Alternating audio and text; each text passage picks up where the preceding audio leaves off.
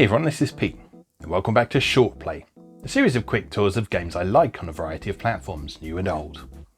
Today we're looking at Starxium, which was a 1999 release for PlayStation by Namco, released only in Japan and Europe, so bad luck North America I guess. It was a sequel to the 1985 Famicom game Starluster, which we've previously seen on the Evercade A to Z series on this channel.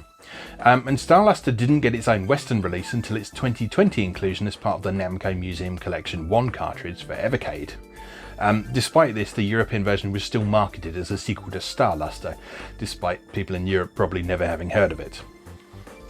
So Starxium is a strategic space sim designed to blend elements of tactical role-playing games and space combat, as well as providing a bit of nice Namco fan service for titles like Galaga, StarBlade and Bosconian. It had a fairly middling critical reception on its original release, as many reviewers compared it unfavourably to Psygnosis' Colony Wars. But playing it today you'll see that they're two very different types of game and probably shouldn't really be compared to each other at all. So let's go play Starxium.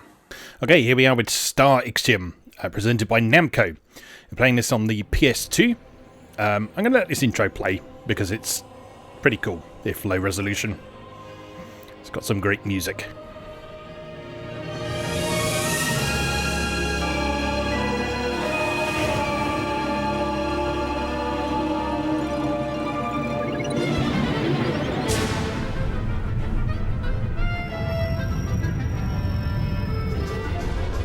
Name all the references is the question.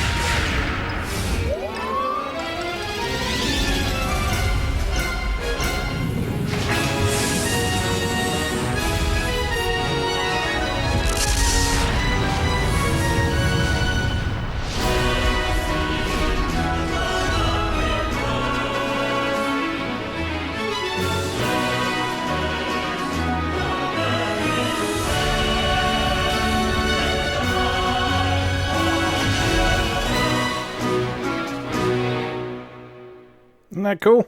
Doesn't that just get you in the mood for some space combat? Reminds me quite a bit of Ace Combat, in fact, which is not surprising considering the background of this game. I don't know if the Ace Combat team had anything to do with this, but certainly aspects of the presentation, certainly, I don't know, there's a touch of Ace Combat about it in places, particularly that intro sequence with that singing at the end. Right, so, Starxium is the follow-up to Starluster, as we've said. If you've not watched my episode on Starluster on the Evercade, that's worth a look, because that's a really cool game in its own right. This is the follow-up, and it basically tries to stay true to the original while adding a bunch of new features. So, much like Starluster has 3 different modes of play that not only affect the difficulty, they also determine the complexity of the game. So too do we have that here. We have the training mode, which simply puts you up against a couple of squadrons of enemies, and you have to take them out, and there's no real threat there. It's mostly to give you a chance to get used to the controls and how to fly your ship and so on. The command mode takes you through a series of missions that grow increasingly complicated as you progress, and that's designed to sort of teach you a lot of the strategic stuff you will need in the final mode, which is Conquest mode, which gives you a large-scale battle, and you are sort of the decisive influence on that battle, depending on the options that you, the choices that you make over the course of the overall war. So Conquest is quite a large-scale strategy game that happens to incorporate space combat.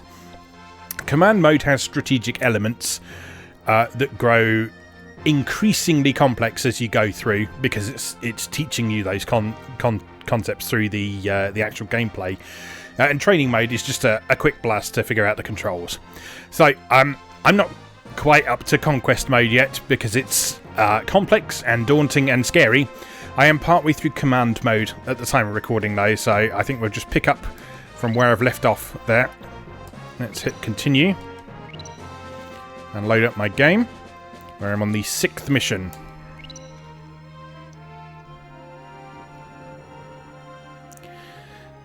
So the important thing to bear in mind with this game is that this is not a narrative-centric space opera in the style of Wing Commander or Colony Wars or something like that. Here we are. We're on the Starbase. So while you're on the Starbase, you can wander around in PS1 tradition with polygonal characters on a pre-rendered background. And you can chat to people. I'm expecting a lot from you, Roy.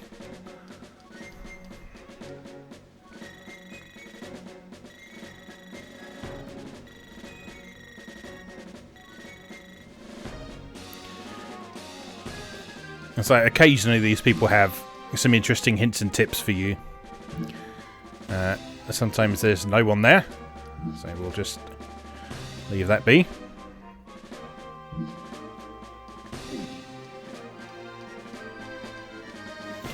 And if we come over here to the control room, there's a few actually useful things we can do. So if we talk to this nice lady over here, we can look up information on the enemies. So there's several different types of enemies you'll come across. There are Galaga, which, yes, are Galaga from Galaga. And you'll see, excuse me, you'll see that there are lots of different types that you can look at. And it gives you a bit of information on each of them.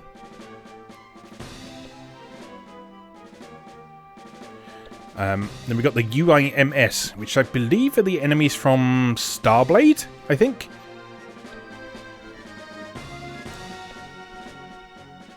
Death Ball. Then we've got the Batura, who are from the original Starxium.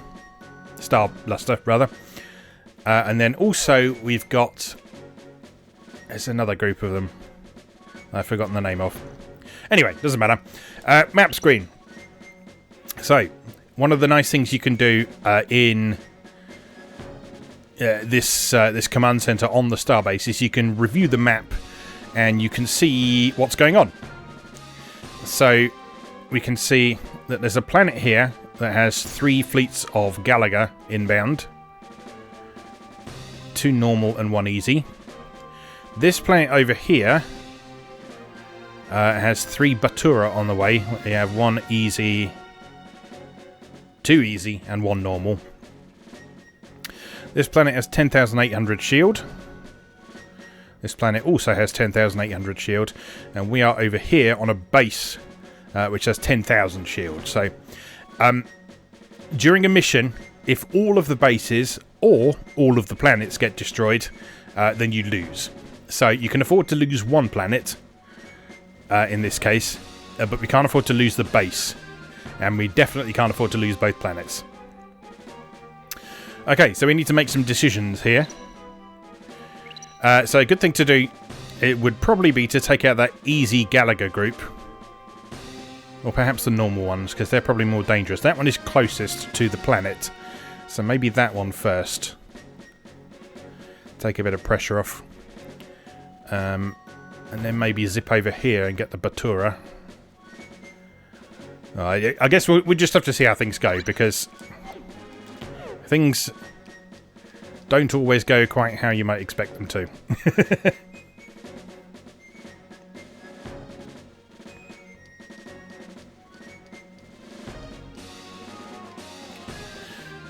Right.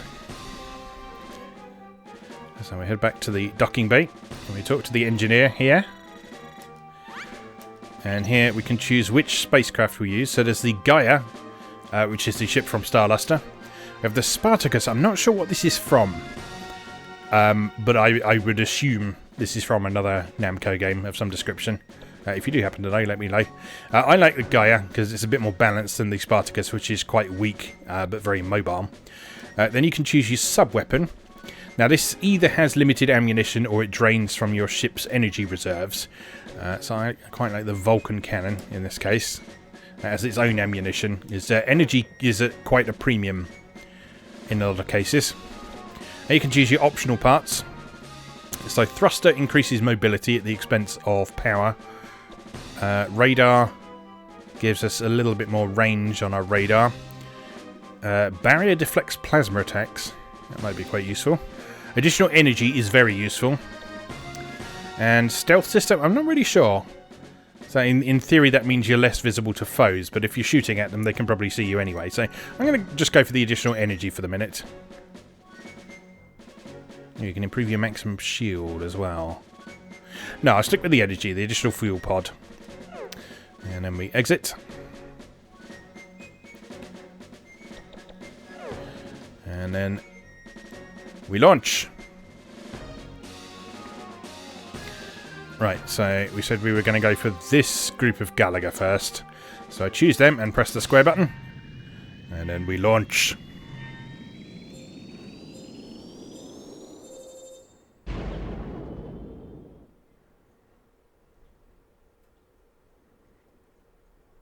And then we load.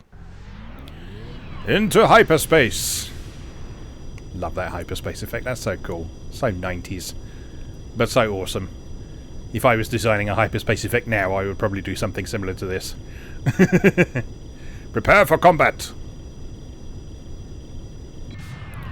Right, here we are. So, we have a Galaga right there ahead of us. Actually, let's use our Vulcan to kick things off.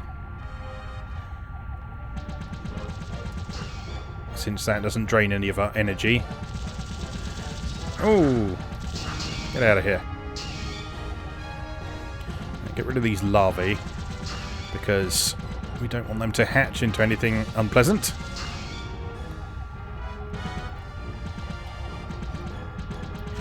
Now, if you look at the radar down in the middle, this is a big improvement over Star Luster, because one of the problems that people found they had with Star Luster's radar...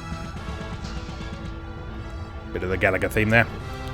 One of the problems people found that they had with Star Luster's radar is it was very difficult to determine whether things were above or below you.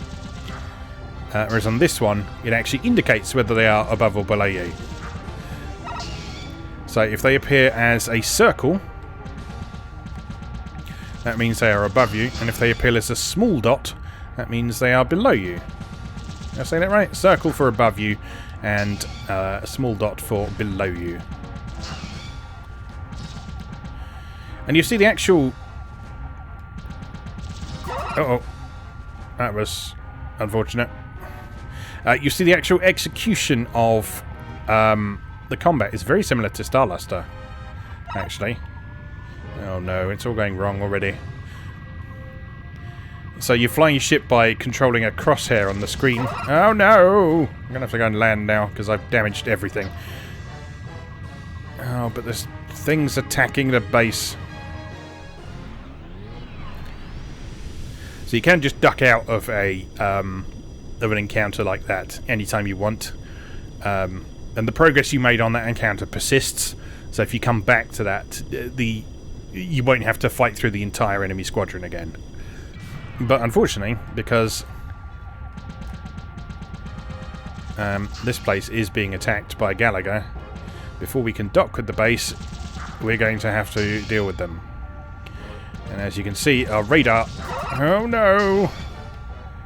Our radar is destroyed, actually. So now we're going to have to find things entirely by sight, which is going to be fun. Alright, Amber's about to destroy. This game is hard. The first couple of missions are deceptively easy. And then, well, you start getting into situations like this where everything goes wrong very, very quickly. Alright, you come here.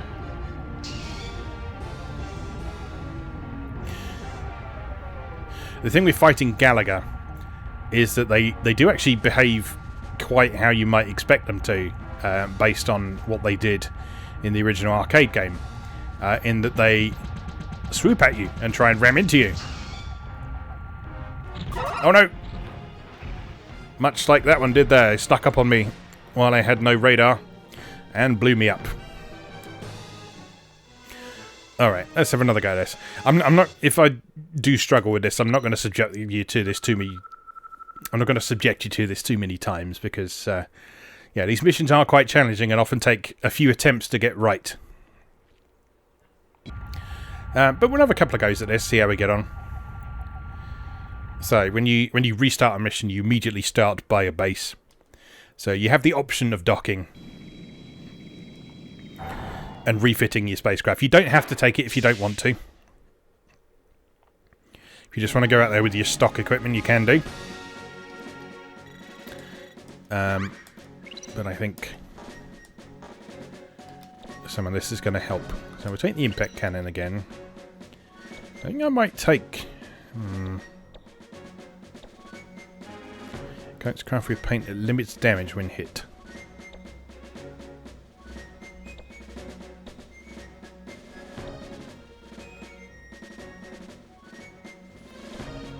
You want that or additional shields? I'm going to go for additional shields this time, actually. Because you can restore your energy. It's just a bit more convenient to be able to be self-sufficient for a little bit longer. But we got the Vulcan cannon, so we can take down some enemies. Hopefully without having to waste too much energy. Quite a good strategy I found with the Galaga enemies in this is pick up a bit of speed. So when you arrive in a sector, you're down at about sort of a third of your maximum throttle. So if you pick up your speed a bit as soon as you arrive, you can put some distance between you and the Galaga, and that makes them much less likely to actually collide with you. Because that's the real threat. I mean, they can shoot at you, but the biggest threat, in my experience, is when they come straight for you.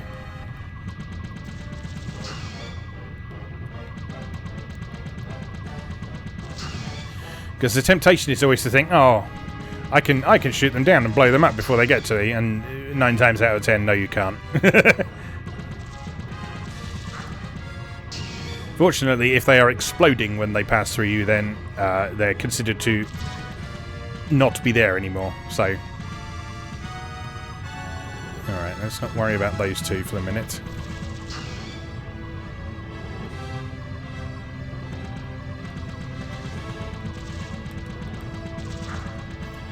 There's one. There's some nice feedback in this game. Like, there's always a nice, satisfying, crunchy explosion when you shoot something and you've done enough damage to destroy it. And then the Galaga make that sort of screeching noise as well. Avoid him. Put a bit of distance. Some down here.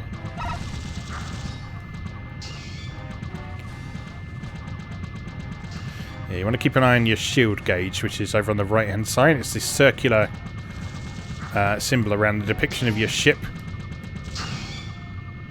So while it's blue and large like that, you're fine. But with each hit you take, that circle gets a bit smaller and it costs your ship's energy to replenish that shield.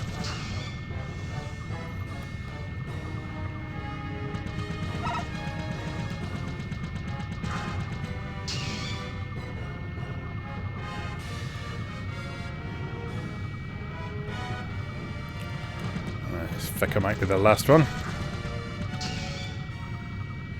Right, all done. Right, so now the base is under attack. And as I say, if you lose all your bases, then you lose the mission. So it would make the most sense to go and defend the base for now. As I say, we can afford to lose one planet. It's harsh, but the mission immediately before this one, in the command campaign, basically teaches you the concept of acceptable losses. Because unlike Starluster,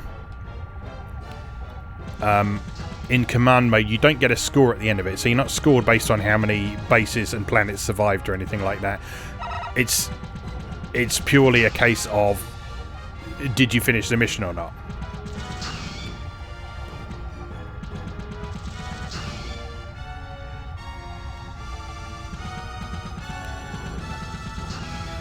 And it's not really any help in being smug about how little damage one of the planets suffered if you failed the sort of main reason that you are there. Which, in the words of the original Star Luster, is to destroy all enemies and defend the universe. Get off. Who is shooting at me? It's a Galaga egg, I think. Blast him. So not a threat, but obviously you don't want it to stick around. Okay, we're out of Vulcan bullets now, so we've got to switch to our laser. Which means we're going to be using a bit more in the way of energy.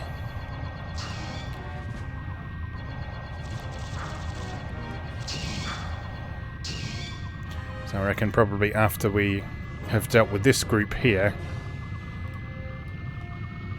we probably want to dock with the base and replenish our energy a bit. Don't need any repairs, which is good.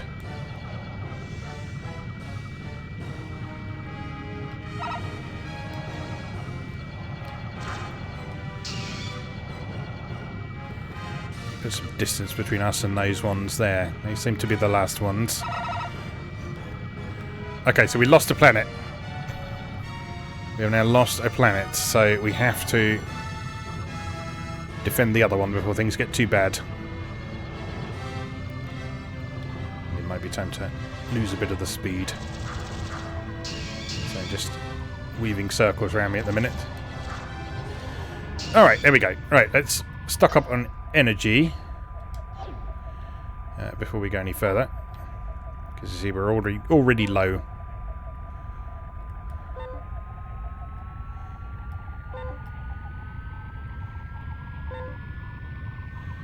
And just hope we get there in time before the other planet has too many problems.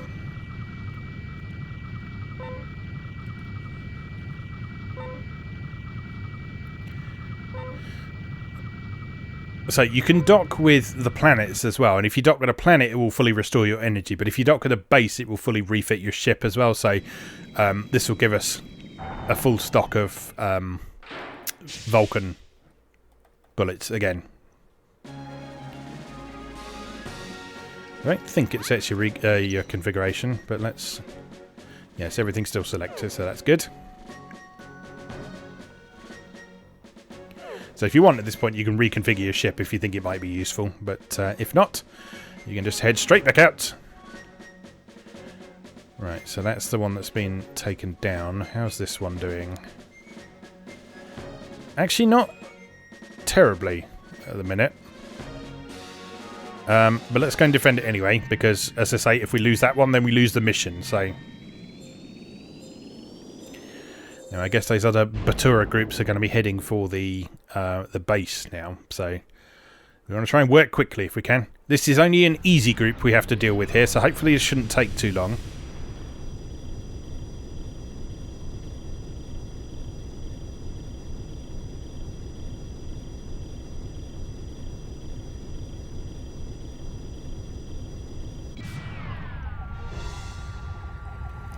And here we go. So the Batura, as I say, are the enemies from the original Star Luster. So if you've played that, or if you've watched my video on it, a lot of these will look quite familiar. And the music will also sound quite familiar as well.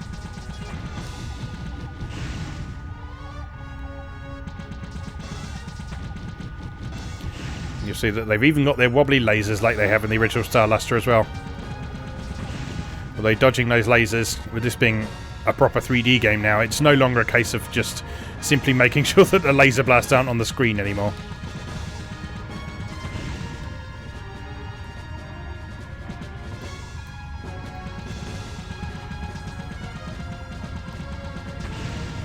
Okay, next please. Where are you? There you are. Okay, that was nice and easy. Right, so we've got a normal Galaga group an easy Batura group. The Galaga's probably going to get there first, so let's head in that direction. I also find the Galaga a little bit more difficult to deal with than the Batura, so if we can get them out of the way, then it should be a relatively simple matter to clean up the rest of them, all being well. Fingers crossed. Alright, bring it on, you bug bastards. Something, only good bug is a dead bug. Yes, yes, yes, very good. Ouch! Right. Pick up a bit of speed. Put some distance between us.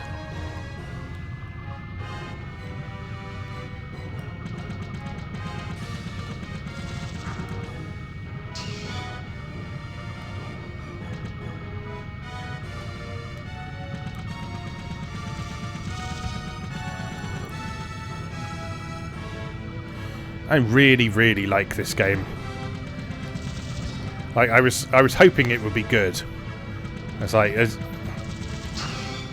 liked Starluster as soon as I started playing it because I mean I've always loved Star Raiders, and finding a Namco take on it for Famicom was just enormously exciting. But when I heard that there was a PlayStation sequel for it, I was incredibly excited because I mean, why wouldn't you be? Namco's PS1 output was outstanding. And this is one that not a lot of people know about because, one, it didn't get a North American release for some reason. And two, judging by the reviews... Uh-oh. Damaged my radar, damn it. Judging by the reviews, a lot of people went into this with the wrong expectations. A lot of people went into this thinking it was going to be Namco does Colony Wars. When in fact, it was Namco does Star Raiders again, but prettier. And it is pretty. I mean, I know it's PS1 low res, but look at those lovely colours.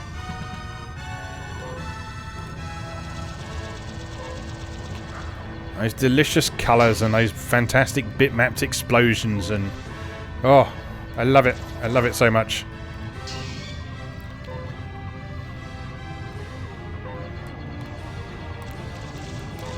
Ooh, I really need to stop ramming into things. Oh no, we're low on energy as well. I think it might be time to leg it. I'm going to head over to this planet and see if I can dock with it before the Batura arrive.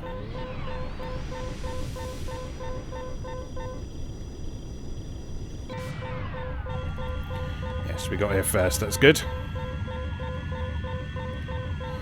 Please give me some energy.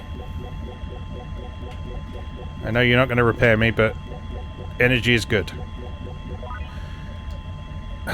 Right. I've got a knackered radar, but, you know... it's all good. It's fine. And if we go and clean up this base with our knackered radar, shields are still functioning fine, so that's fine. Although our optional equipment that's powering our shields up a bit is damaged, so we're not going to have quite as much shield power as we had before. Let's just do what we can.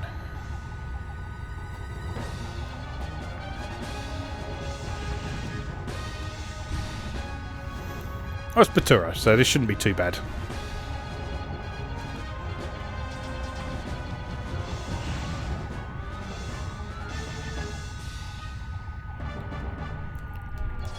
Oh god, it's big Batura. Yeah, let's let's put a bit of distance there.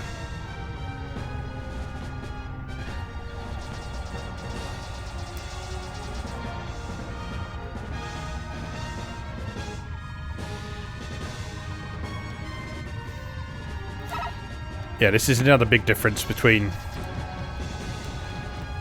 Starxium and Starluster.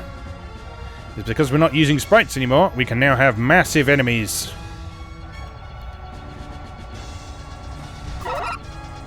Uh-oh.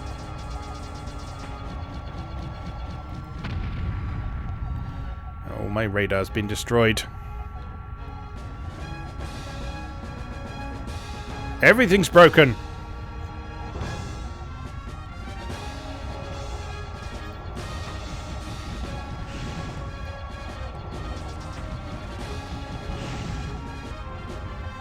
Thankfully, I don't think your weapon systems can actually be destroyed, so you're never completely defenseless.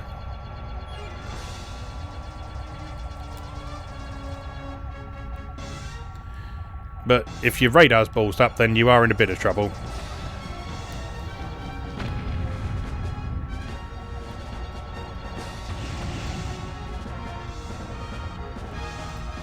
Come on, where are you? I'll take you all on.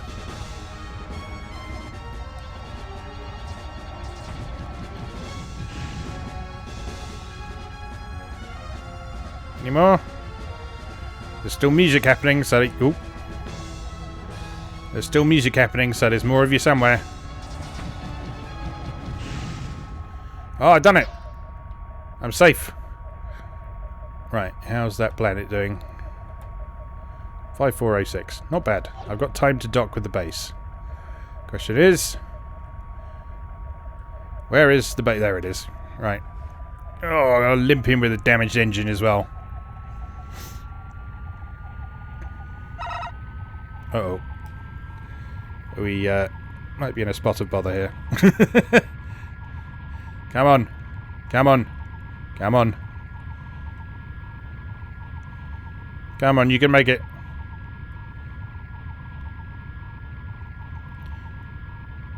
Couple of helpful strategic things worth noting is I don't think enemies will enter a sector while you're in it. And I also don't think they can destroy a planet or a base while you're fighting them either. So as long as we can actually get to planet Rubrum in time,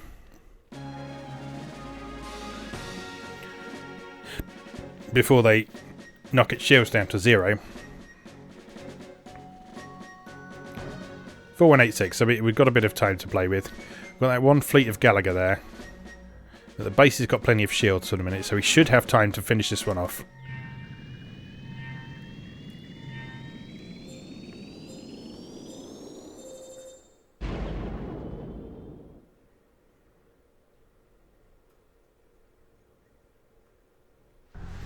And again, we're fully restocked on Vulcan cannon now, so we can take stuff down without having to consume too much energy.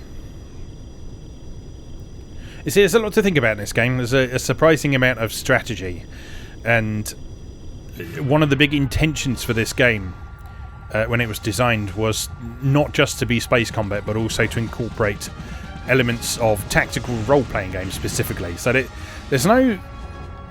I guess there is sort of character progression in this, in that as you progress through the campaign you get access to new ships and new pieces of equipment and so on. I guess that's sort of an equivalent of character progression, but... Okay, I'm coming, Grace. I've just got to deal with these bastards first.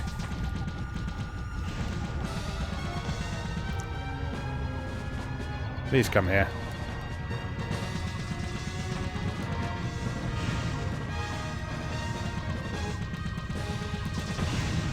Nice. Next. I can't see any of you. Where are you? And another one over here, and I think this might be the last one.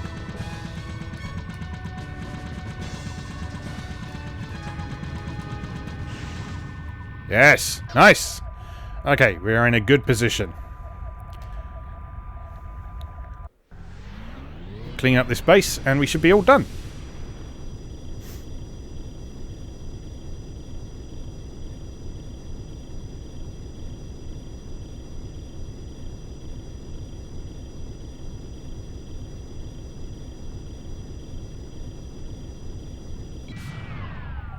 Right. Bring it on. Oh no. Don't do this to me. Not now. Damaged my sub-weapon and my engine. Great! And you're clearly going to try and ram into me again, aren't you? Okay, I'm going to loop over the top.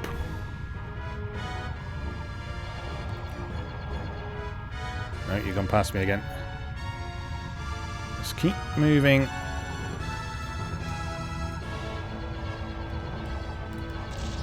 Oh no! This is the last one, isn't it? Oh, that's so annoying. Stop shooting at me. Please stop shooting at me. Please stop trying to ram into me as well. That would be lovely.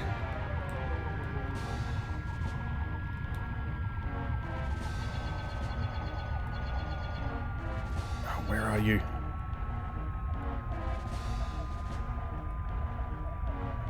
She's slowing down and seems to be... Oh no, engine broken! I'm really fucked now.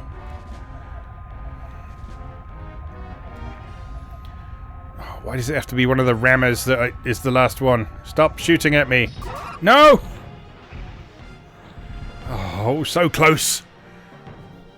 So close. Yet so far. Can't believe I was taken down by the last bloody enemy.